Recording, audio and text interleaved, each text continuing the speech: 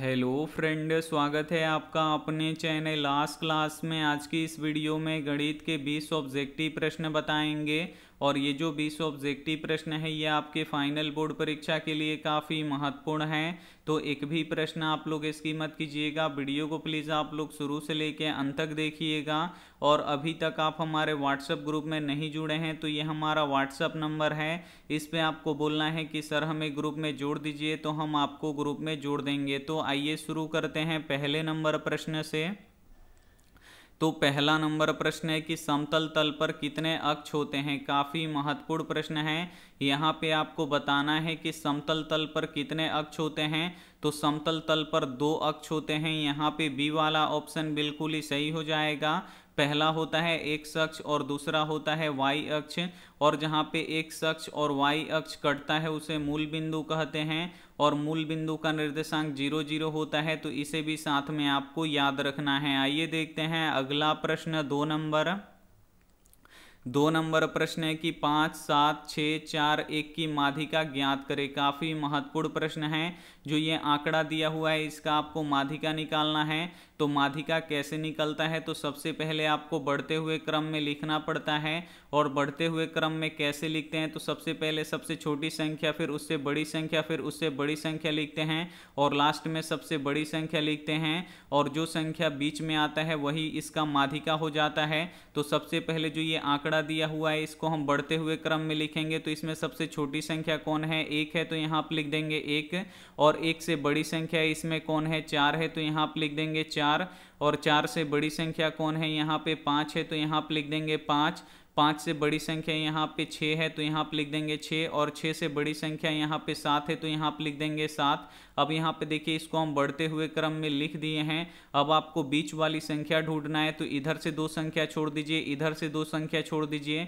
तो बीच में कौन सी संख्या है, 5 है, तो 5 इसका क्या हो जाएगा, माध्यिका हो जाएगा।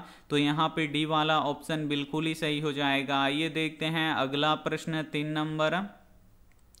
3 नंबर प्रश्न है कि 2 6 5 4 3 1 7 की माध्य निकाले। काफ़ी महत्वपूर्ण प्रश्न है।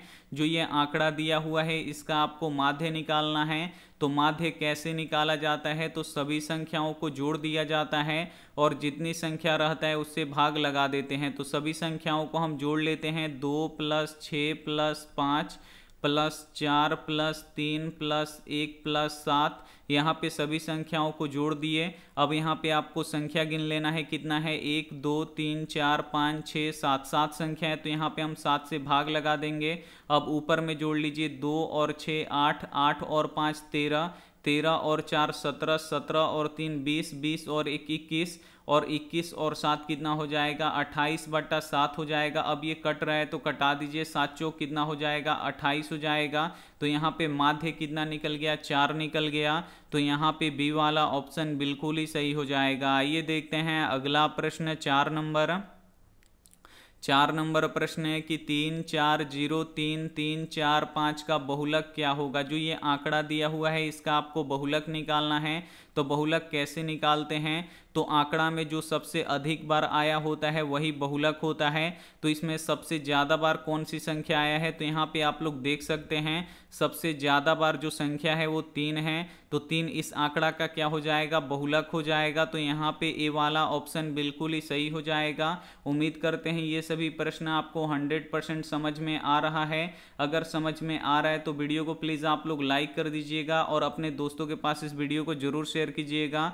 और इस वीडियो को आप लोग शुरू से लेके अंत तक जरूर देखिएगा। आइए देखते हैं अगला प्रश्न 5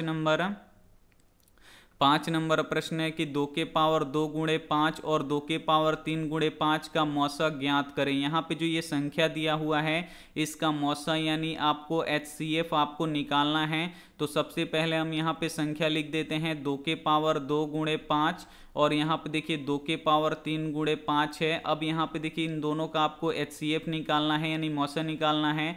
तो HCF का पूरा नाम क्या होता है, तो हाईएस्ट कॉमन फैक्टर होता है। यानी इन दोनों में से आपको क्या करना है कि जो हाईएस्ट कॉमन है वो उसको आपको क्या करना है, निकाल लेना है। तो यहाँ पे देखिए 2 के पावर 2 है, यानी 2 कितना बार यहाँ पे गुणा करेगा, 2 बार गुणा करेगा, तो यहाँ पे लिख देंगे 2 गुणे 2। और यहाँ पे 5 है तो यहाँ पे लिख देंगे 5। अब यहाँ पे देखिए 2 के पावर कितना है, 3 है, तो 2 कितना बार गुणा करेगा, 3 बार गुणा करेगा, तो यहाँ पे हम 2 3 बार गुणा करा देंगे और गुणे 5 है तो यहाँ पे लिख देंगे 5। अब हम यहाँ पे HCF निकालेंगे, तो HCF कैसे निकलता है, तो दोनों में जो कॉमन होता है, नहीं जो दोनों में उभयनिष्ठ होता है वो HCF होता है। तो 2 इसमें भी है, 2 इसमें भी है, तो 2 यहाँ पे कॉमन हो गया, यहाँ पे लिख देंगे। अब यहाँ पे देखिए 2 फिर इसमें भी है और 2 फिर इसमें भी है, तो एक और 2 कॉमन है, तो यहाँ पे लिख देंगे। अब यहाँ पे देखिए इसमें 2 है लेकिन इसमें 2 नहीं है, यानी यहाँ पे देखिए 2 कॉमन नहीं है, तो इसको वैसे ही छोड़ देंगे। अब यहाँ पे देखिए इसमें 5 है और इसमें भी 5 है, यानी 5 दोनों में कॉमन है, उभयनिष्ठ है, तो यहाँ पे लिख देंगे 5। और यही हमारा क्या हो जाएगा, HCF हो जाएगा। तो HCF हमारा कितना निकल गया, 2 दूनी 4 और 4 25 कितना हो जाएगा, 20 हो जाएगा। तो हमारा HCF निकल गया 20। तो यहाँ पे ए वाला ऑप्शन बिल्कुल ही सही हो जाएगा। ये देखते हैं अगला प्रश्न 6 नंबर। 6 नंबर प्रश्न है कि cos A गुणे tan A का मान ज्ञात करें। यहाँ पे आपको cos A गुणे tan A का मान आपको निकालना है। तो आपको क्या करना है कि जब भी ऐसा प्रश्न मिले तो साइन और कॉस में जो संख्या रहता है उसको छोड़ देना है और बाकी जो संख्या होता है उसका आपको फॉर्मूला लिख देना है। तो यहाँ पे देखिए कॉस है तो इसको कॉस को वैसे ही छोड़ दीजिए। और tan A का फॉर्मूला क्या होता है, तो ये होता है साइन A बटा कॉस A। बस यहाँ पे आपको इसका फॉर्मूला लिख देना है। अगर साइन और कॉस में कोई संख्या तो उसको छोड़ देना है और बाकी सब संख्या का यहाँ पे जो फॉर्मूला होता है वो लिख देना है। तो यहाँ पे देखिए कॉस है तो इसको वैसे ही छोड़ देंगे।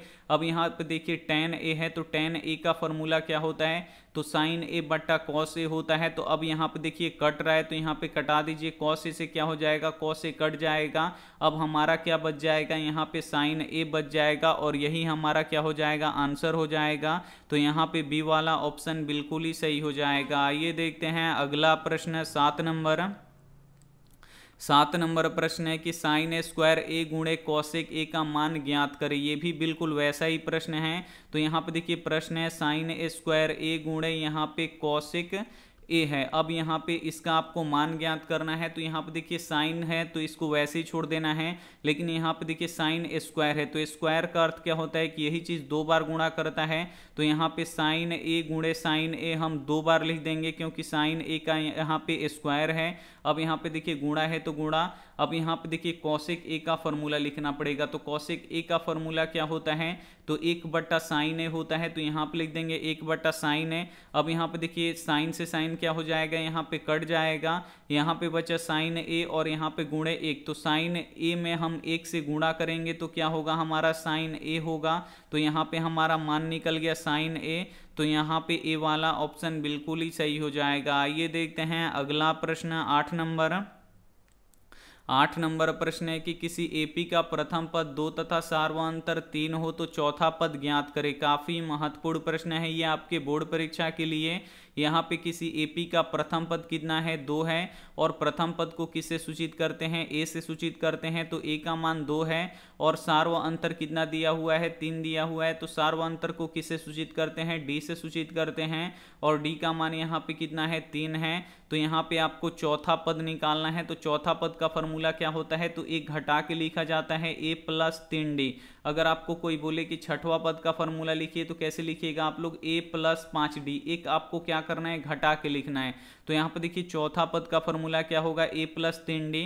बस यहाँ पे आपको a का मान रख देना है, यहाँ पे d का मान रख देना है। तो a का मान 2 है तो यहाँ पे लिख देंगे 2 प्लस है तो प्लस 3 है तो 3 और d का मान कितना है, 3 है तो यहाँ पे लिख देंगे 3। अब यहाँ पे देखिए दोनों गुणा में रहता है इसीलिए बीच में हम गुणा का चिन्ह दिए हैं। तो सबसे पहले आपको गुणा करना है उसके बाद जोड़ना है। तो 2 प्लस इसे गुणा कीजिए 3 तरीका कितना हो जाएगा, 9 हो जाएगा। अब यहाँ पे देखिए 2 और जोड़ 9 दोनों को जोड़ेंगे तो कितना हो जाएगा, 11 हो जाएगा। तो यहाँ पे सी वाला ऑप्शन बिल्कुल ही सही हो जाएगा। हमारा चौथा पद कितना निकल गया, 11 निकल गया। आइए देखते हैं अगला प्रश्न 9 नंबर। 9 नंबर प्रश्न है कि त्रिभुज के केंद्र का निर्देशांक ज्ञात करें जबकि तीनों शीर्ष 8, -5, -4, 7 तथा 11, 13 है। काफी महत्वपूर्ण प्रश्न है ये आपके बोर्ड परीक्षा के लिए। यहाँ पे आपको त्रिभुज के केंद्र का आपको क्या करना है, निर्देशांक निकालना है, यानी इसका आपको निर्देशांक निकालना है। और इसका तीनों शीर्ष दिया हुआ है, तो यहाँ पे देखिए तीनों शीर्ष सबसे पहले लिख देते हैं 8 कोमा -5, और यहाँ पे जो दूसरा शीर्ष है ये है -4 कोमा यहाँ पे 7 है, और यहाँ पे तीसरा शीर्ष है 11 कोमा 13। अब यहाँ पे देखिए आपको मध्य बिंदु का निर्देशांक निकालना है, वो भी त्रिभुज का, यानी केंद्र का निर्देशांक निकालना है। तो केंद्र का निर्देशांक निकालने का फॉर्मूला अगर आपको पता नहीं है तो यहाँ पे लिख देते हैं, आप लोग याद कर लीजिएगा। केंद्र का निर्देशांक निकालने का फॉर्मूला होता है x1 + x2 + x3 और बट्टा 3 होता है, और कोमा y1 + y2 + y3 और बट्टा 3 होता है। तो बस यहाँ पे आपको x1, यहाँ पे x2, यहाँ पे x3 का मान रख देना है, यहाँ पे y1, यहाँ पे y2 और यहाँ पे y3 का मान रख देना है। तो ये पहला वाला बिंदु है, तो इसमें का जो पहला वाला होगा ये x1 होगा, और ये दूसरा वाला y1 होगा। और ये दूसरा बिंदु है, तो इसमें का जो पहला वाला होगा ये x2 होगा, और दूसरा वाला ये y2 होगा। और ये तीसरा बिंदु है, तो इसमें का पहला वाला x3 होगा और दूसरा वाला y3 होगा। तो बस यहाँ पे आपको इसमें से देख देख के रख देना है। तो x1 का मान कितना है, 8 है, तो यहाँ पे लिख देंगे 8, फिर प्लस है तो प्लस, x2 का मान कितना है, -4 है, तो यहाँ पे -4 लिख देंगे, और यहाँ पे फिर प्लस है तो प्लस, x3 का मान कितना है, 11 है, तो यहाँ पे लिख देंगे 11, और बट्टा के नीचे 3 है, तो यहाँ पे लिख देंगे 3। y1 का मान कितना है, -5 है, तो यहाँ पे लिख देंगे -5, प्लस है तो प्लस। अब यहाँ पे देखिए y2 का मान कितना है, 7 है, तो यहाँ पे लिख देंगे 7, और y3 का मान कितना है, 13 है, तो यहाँ पे लिख देंगे 13, और बट्टा के नीचे 3 है, तो यहाँ पे लिख देंगे 3। अब यहाँ पे देखिए 8, और यहाँ पे देखिए प्लस और माइनस क्या हो जाता है, तो प्लस गुणे माइनस क्या हो जाता है, माइनस हो जाता है, तो यहाँ पे -4, और प्लस यहाँ पे 11 है, तो 11, और बट्टा के नीचे 3 है, तो यहाँ पे लिख देंगे 3। अब यहाँ पे देखिए 7 में से 5 घट जाएगा, तो कितना बचेगा, 2 बचेगा, और यहाँ पे +13 है, तो यहाँ पे +13, और बट्टा के नीचे 3 है, तो यहाँ पे लिख देंगे 3। अब यहाँ पे देखिए 8 में से 4 घटाना है, तो 8 में से 4 घटेगा तो कितना बचेगा हमारा, 4 + 11, और बट्टा के नीचे यहाँ पे 3 बचेगा। अब इसे जोड़ दीजिए, 2 और 13 जोड़ेंगे तो ये कितना हो जाएगा, 15/3 हो जाएगा, और 4 और 11 जोड़ेंगे तो ये भी कितना हो जाएगा, यहाँ पे 15/3, और यहाँ भी 15/3। अब ये कट रहा है तो इसे कटा दीजिए, 3 × 5 = 15, और फिर यहाँ पे 3 × 5 = 15। तो हमारा यहाँ पे देखिए त्रिभुज के केंद्र का निर्देशांक कितना निकल गया, 5,5 निकल गया। तो यहाँ पे डी वाला ऑप्शन बिल्कुल ही सही हो जाएगा। और ये प्रश्न फाइनल बोर्ड परीक्षा में आता है, तो इसका आपको क्या करना है कि फॉर्मूला यहाँ पे याद रखना है। आइए देखते हैं अगला प्रश्न 10 नंबर प्रश्न है कि यदि 3 cot थीटा बराबर 5 हो तो 5 tan थीटा का मान निकाले। काफी महत्वपूर्ण प्रश्न है। यहाँ पे 3 cot थीटा बराबर 5 दिया हुआ है, तो आपको यहाँ पे 5 tan थीटा का आपको मान निकालना है। तो यहाँ पे देखिए tan थीटा का फॉर्मूला क्या होता है, तो ये होता है लंब बटा आधार। अब यहाँ पे देखिए, यहाँ पे cot थीटा का सबसे पहले मान निकालेंगे, तो 3 इधर गुणा कर रहा है तो इधर जाके क्या करेगा, भाग करेगा। भाग करने का अर्थ ये बट्टा के नीचे चला जाएगा, तो cot थीटा बराबर हो जाएगा 5/3। और cot थीटा का फॉर्मूला क्या होता है, तो ये होता है आधार और बट्टा यहाँ पे लंब होता है। तो यहाँ पे आधार कितना है, 5 है, और लंब कितना है, 3 है। तो बस यहाँ पे देखिए 5 गुणे tan थीटा का फॉर्मूला क्या होता है, तो लंब होता है, और बट्टा के नीचे आधार होता है। तो यहाँ पर देखिए 5 गुणे लंब का मान कितना है, 3 है, तो यहाँ पे लिख देंगे 3, और आधार का मान कितना है, तो 5 है, तो यहाँ पे लिख देंगे 5। अब यहाँ पे देखिए 5 से 5 कट जाएगा, तो यहाँ पे देखिए 5 tan थीटा का मान कितना निकल गया, 3 निकल गया। तो यहाँ पे ए वाला ऑप्शन बिल्कुल ही सही हो जाएगा। आइए देखते हैं अगला प्रश्न 11 नंबर प्रश्न है कि 9sec² a - 9tan² a किसके बराबर है। काफ़ी महत्वपूर्ण प्रश्न है। यहाँ पे आपको बताना है कि 9sec² a - 9tan² a किसके बराबर है। तो यहाँ पे देखिए 9 दोनों में क्या है, कॉमन है, उभयनिष्ठ है, तो इसे हम क्या कर लेंगे, दोनों में से बाहर निकाल लेंगे। तो यहाँ पे हमारा बचेगा sec² a और माइनस यहाँ पे tan² a बचेगा। अब यहाँ पे देखिए फार्मूला बन गया। यहाँ पे देखिए sec² a - tan² a किसके बराबर होता है, तो ये 1 के बराबर होता है, यानी sec² a - tan² a का मान कितना होता है, 1 होता है। तो इसके जगह पे हम क्या करेंगे, 1 लिख देंगे। तो यहाँ पर देखिए 9 और इसके जगह पे हम 1 लिख देंगे। 1 क्यों लिखेंगे, क्योंकि sec स्क्वायर है माइनस tan स्क्वायर है किसके बराबर होता है, 1 के बराबर होता है, इसलिए हम यहाँ पे 1 लिख देंगे। 9 है तो 9 और फिर ब्रैकेट टूटेगा तो गुणा का चिन्ह आएगा और यहाँ पे 1 है तो 1। अब यहाँ पे देखिए 9 एकम कितना हो जाएगा, यहाँ पे 9 हो जाएगा। यहाँ पे बी वाला ऑप्शन बिल्कुल ही सही हो जाएगा। आइए देखते हैं अगला प्रश्न 12 नंबर प्रश्न है कि वृत्त की त्रिज्या 35 मीटर हो तो वृत्त का परिमाप ज्ञात करें। काफी महत्वपूर्ण प्रश्न है। यहाँ पे एक वृत्त है जिसकी त्रिज्या कितना दिया हुआ है, 35 मीटर दिया है और त्रिज्या को किससे सूचित करते हैं, आर से सूचित करते हैं। तो ये वृत्त का त्रिज्या है और वृत्त का त्रिज्या कितना है, 35 मीटर है। तो इसका आपको परिमाप निकालना है यानी परिधि निकालना है। तो वृत्त का परिधि क्या होता है, तो जो ये ग्रीन वाला बॉर्डर है यही क्या होता है, वृत्त का परिधि होता है या परिमाप होता है, दोनों एक ही बात हुआ।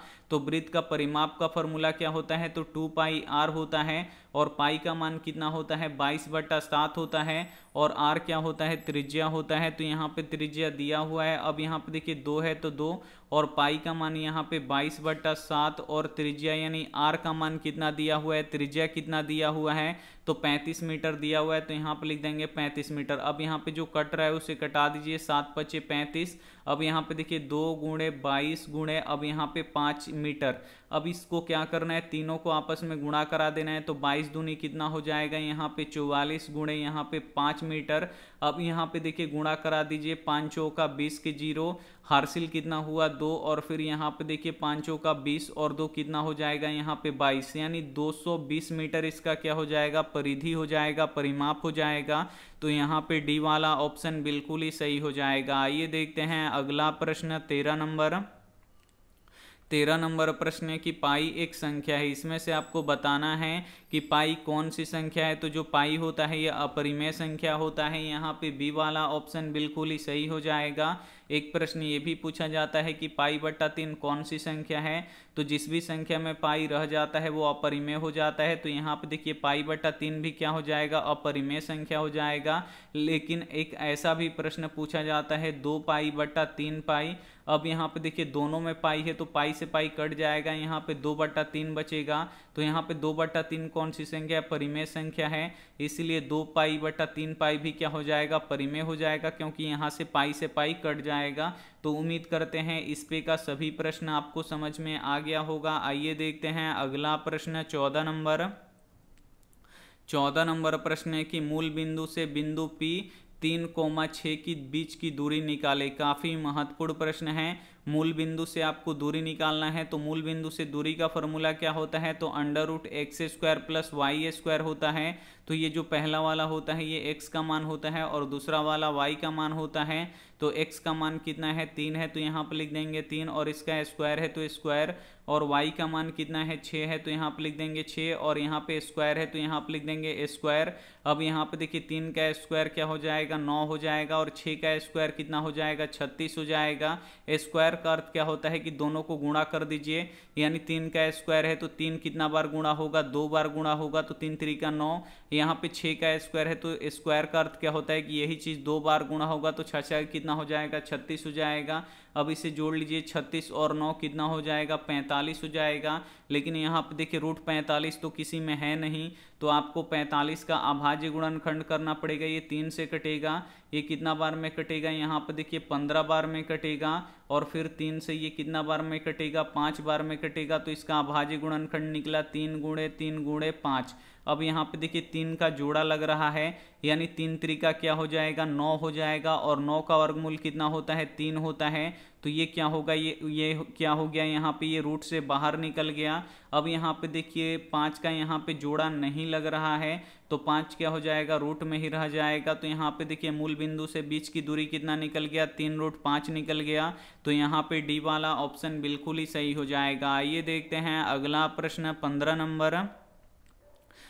नंबर प्रश्न है कि 48/96 का सरलतम रूप लिखें। यहाँ पे आपको 48/96 का सरलतम रूप लिखना है। तो तो आपको क्या करना है कि जब भी सरलतम रूप पूछे तो आपको क्या करना है, कटा देना है, और कटाने के बाद जो बचेगा वही इसका सरलतम रूप होगा। तो यहाँ पे देखिए 48 से कम 48 और 48 दूनी 96, यानी 1/2 इसका क्या हो जाएगा, सरलतम रूप हो जाएगा। यहाँ पे ए वाला ऑप्शन बिल्कुल ही सही हो जाएगा। आइए देखते हैं अगला प्रश्न 16 नंबर। 16 नंबर प्रश्न है कि किसी घटना का प्रायिकता नहीं होगा। यहाँ पे आपको बताना है कि किसी घटना का प्रायिकता नहीं होगा। तो किसी भी घटना का प्रायिकता 0 से लेके 1 के बीच में होता है, और प्रतिशत में कितना होता है, तो 100% तक होता है, इसे आपको याद रखना है। और यहाँ पे देखिए माइनस में किसी भी संख्या का प्रायिकता नहीं होता है, इसे आपको याद रखना है। अगर 0.7 तो ये भी यहाँ पे प्रायिकता है, 0.9 ये भी प्रायिकता में आता है, और यहाँ पे 99% ये भी प्रायिकता में आता है, 100% ये भी प्रायिकता में आता है, लेकिन 101% यहाँ पे प्रायिकता में नहीं आता है, क्योंकि प्रायिकता कितने के बीच में होता है, तो 0 और 1 के बीच में, और 100% तक लास्ट होता है, 100 से ज़्यादा प्रायिकता नहीं होता है। और किसी भी संख्या का यहाँ पे माइनस में यहाँ पे प्रायिकता नहीं होता है। तो यहाँ पे देखिए -7 है, तो माइनस में किसी भी संख्या का प्रायिकता नहीं होता है। तो यहाँ पे सी वाला ऑप्शन बिल्कुल ही सही हो जाएगा। आइए देखते हैं अगला प्रश्न 17 नंबर।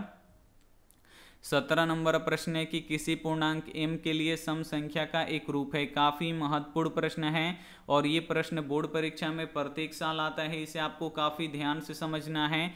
यहाँ पे देखिए पूछ रहा है कि किसी पूर्णांक m के लिए सम संख्या का एक रूप है। तो m के जगह पे हम 1 रखेंगे, और जिसमें भी सम संख्या आएगा वही इसका सम संख्या का एक रूप हो जाएगा। तो यहाँ पे हम m के जगह पे 1 रख देंगे, और यहाँ पे +2 है, तो 1 और 2 जोड़ेंगे तो कितना हो जाएगा, 3 हो जाएगा। तो यहाँ पे देखिए 3 विषम संख्या है, तो ये सम संख्या का रूप नहीं है। अब इसमें देखिए 2 गुणे m के जगह पे कितना रख देंगे, 1 रख देंगे, +1 है तो +1। अब यहाँ पे देखिए 2 एकम 2 और 1 कितना हो जाएगा, 3 हो जाएगा। 3 भी यहाँ पे विषम आ रहा है, तो ये भी सम संख्या का एक रूप नहीं है। फिर यहाँ पे देखिए 2m है, तो यहाँ पे 2 गुणे m के जगह पे 1 रखेंगे, तो 2 एकम कितना हो जाएगा, 2 हो जाएगा। और 2 क्या है, सम संख्या का एक रूप है। तो यहाँ पे देखिए सी वाला क्या हो जाएगा, ये सम संख्या का एक रूप है। फिर यहाँ पे 1 रख लिए, 2 भी रख लीजिएगा, तो यहाँ पे देखिए 2 दूना कितना होगा, 4 होगा, फिर ये 4 आएगा। अगर m के जगह पे आप लोग 3 रख दीजिएगा इसमें, तो 3 दूनी कितना हो जाएगा, 6 हो जाएगा। तो ये भी क्या हो जाएगा, यहाँ पे सम संख्या है 6, तो ये सम संख्या का एक रूप है। इसमें कोई भी m के पास आप लोग अगर संख्या रखिएगा तो क्या हो जाएगा, सम संख्या ही देगा। तो जैसे यहाँ पे देखिए ऐसे अगर आपको प्रश्न दिखे तो आपको क्या करना है कि m के जगह पे आपको 1 रख के चेक करा लेना है, और जिसमें सम संख्या आएगा वही इसका सम संख्या का एक रूप हो जाएगा। आइए देखते हैं अगला प्रश्न 18 नंबर। 18 नंबर प्रश्न है कि यदि द्विघात बहुपद x × 2x - 5 - 3 के शून्यकों का योग ज्ञात करें। यहाँ पे एक द्विघात बहुपद दिया हुआ है, लेकिन ये द्विघात बहुपद की तरह नहीं दिख रहा है। इसमें से क्या कर लिया गया है, x को कॉमन निकाल लिया गया है, x को बाहर निकाल लिया गया है। तो सबसे पहले इन दोनों में हम x से क्या करेंगे, गुणा करा देंगे। तो x में 2x से गुणा कराएंगे तो 2x² हो जाएगा, और x में -5 से गुणा कराएंगे तो ये -5x हो जाएगा। अब यहाँ पे देखिए -3 है, तो यहाँ पे लिख देंगे -3। इन दोनों में ही क्यों गुणा कराए, क्योंकि इन दोनों में से ही x को यहाँ पे बाहर निकाला गया है, इसीलिए इन दोनों में ही गुणा कराएंगे। अब यहाँ पे देखिए द्विघात बहुपद बन गया। अब यहाँ पे आपको शून्यकों का योग निकालना है, तो शून्यकों का योग का फॉर्मूला होता है α + β = -b/a। तो बस यहाँ पे आपको b का मान रखना है, यहाँ पे a का मान रख देना है। तो α + β बराबर यहाँ पे माइनस है तो माइनस, और b का मान कितना है, तो यहाँ पे आप लोग देख सकते हैं जो x में गुणा करता है वो b होता है। तो b का मान यहाँ पे कितना है, -5 है, तो यहाँ पे लिख देंगे -5। और a का मान कितना है, तो जो x² में गुणा करता है वो a होता है, तो a का मान यहाँ पे कितना है, 2 है, तो यहाँ पे लिख देंगे 2। अब यहाँ पे देखिए माइनस माइनस क्या होता है, तो माइनस और माइनस क्या होता है, ये प्लस होता है। प्लस और गुणे यहाँ पे देखिए प्लस क्या होता है, तो प्लस होता है। माइनस गुणे प्लस क्या होता है, तो माइनस होता है, प्लस गुणे माइनस क्या होता है, तो माइनस होता है। तो इसे आप लोग अगर याद नहीं है, अगर आपको नहीं समझ में आया है तो इस फॉर्मूला को भी आप लोग याद कर लीजिएगा। यहाँ पे देखिए माइनस और माइनस में गुणा करेंगे तो क्या हो जाता है, प्लस हो जाता है। तो यहाँ पे देखिए +5 और बट्टा के नीचे यहाँ पे 2 है तो यहाँ पे लिख देंगे 2। तो यहाँ पे देखिए अल्फा प्लस बीटा क्या हो जाएगा, यहाँ पे 5/2 हो जाएगा। यहाँ पे हम प्लस क्यों नहीं लिखे, क्योंकि प्लस यहाँ पे छुप जाता है। तो यहाँ पे अल्फा प्लस बीटा यानी शून्यकों का योग 5/2 निकल गया। तो यहाँ पे डी वाला ऑप्शन बिल्कुल ही सही हो जाएगा। आइए देखते हैं अगला प्रश्न 19 नंबर प्रश्न है कि 3 के पावर 2 प्लस 2 के पावर 3 प्लस 4 के पावर 0 का मान ज्ञात करें। यहाँ पे आपको 3 के पावर 2, 2 के पावर 3 प्लस 4 के पावर 0 का मान निकालना है। तो यहाँ पे देखिए 3 के पावर 2 है तो इसका अर्थ क्या होगा कि 3 2 बार गुणा होगा, प्लस है तो प्लस। यहाँ पे 2 के पावर 3 है तो इसका अर्थ क्या होगा कि 2 कितना बार गुणा होगा, तो 3 बार गुणा होगा। तो यहाँ पे लिख देंगे 2 गुणे 2 गुणे 2 और प्लस यहाँ पे देखिए 4 के पावर 0 है। अगर x का पावर 0 कर देंगे तो इसका मान कितना होगा, 1 होगा। अगर 2 के पावर 0 कर देंगे तो इसका भी मान कितना होगा, यहाँ पे 1 होगा। और यहाँ पे देखिए अगर हम 100 का भी पावर 0 कर देंगे तो इसका भी मान कितना होगा, 1 होगा। तो यहाँ पे देखिए 4 का पावर 0 है तो इसका मान कितना हो जाएगा, 1 हो जाएगा। अब यहाँ पे देखिए 3 3 9 प्लस यहाँ पे देखिए 2 दूना 4 और 4 दूनी कितना हो जाएगा, 8 हो जाएगा। और प्लस यहाँ पे 1 है तो यहाँ पे लिख देंगे 1, 9 और 8 कितना हो जाएगा, 17 हो जाएगा। और यहाँ पे 17 और 1 कितना हो जाएगा, 18 हो जाएगा। तो यहाँ पे बी वाला ऑप्शन बिल्कुल ही सही हो जाएगा। आइए देखते हैं अंतिम प्रश्न 20 नंबर प्रश्न है कि निम्न में से कौन भाज्य संख्या है। इसमें से आपको बताना है कि कौन भाज्य संख्या है। तो भाज्य संख्या किसे कहते हैं, तो जो एक और खुद के सिवा किसी अन्य संख्या से कटता है उसे भाज्य कहते हैं। तो यहाँ पे देखिए 13 किससे कटेगा, 1 से कटेगा और खुद 13 से कटेगा, ये अन्य किसी संख्या से नहीं कटेगा तो ये अभाज्य हो जाएगा। यहाँ पे 17 देखिए 1 से कटेगा और खुद 17 से कटेगा, ये भी अन्य किसी संख्या से नहीं कटेगा तो ये भी अभाज्य हो जाएगा। 19 देखिए यहाँ पे 1 से कटेगा और 19 से कटेगा, ये अन्य किसी संख्या से नहीं कटेगा तो ये भी अभाज्य हो जाएगा। लेकिन यहाँ पे 20 देखिए 1 से कटेगा, 2 से कटेगा, 4 से कटेगा, 5 से कटेगा, 10 से कटेगा और खुद 20 से कटेगा, यानी एक और खुद के सिवा ये इतनी संख्याओं से कट रहा है तो ये भाज्य संख्या होगा। तो यहाँ पे डी वाला ऑप्शन बिल्कुल ही सही हो जाएगा। गणित के 20 ऑब्जेक्टिव प्रश्न हम आपको बता चुके हैं और आपको 100% समझ में भी आ गया होगा, ये हमारा गारंटी है। तो वीडियो को अभी तक आप लाइक नहीं किए तो वीडियो को लाइक कीजिए, अपने दोस्तों के पास इस वीडियो को जरूर शेयर कीजिए। चैनल को सब्सक्राइब नहीं किए तो चैनल को सब्सक्राइब करके साथ में बेल आइकन को ऑल पे दबा लीजिएगा ताकि जब भी लाइव क्लास हो तो आपके पास नोटिफिकेशन पहुंचता रहे। थैंक यू फॉर वॉचिंग, मिलते हैं अगली वीडियो में, तब तक अपना ध्यान रखिए, मन लगा के पढ़ाई कीजिए। Take care and bye.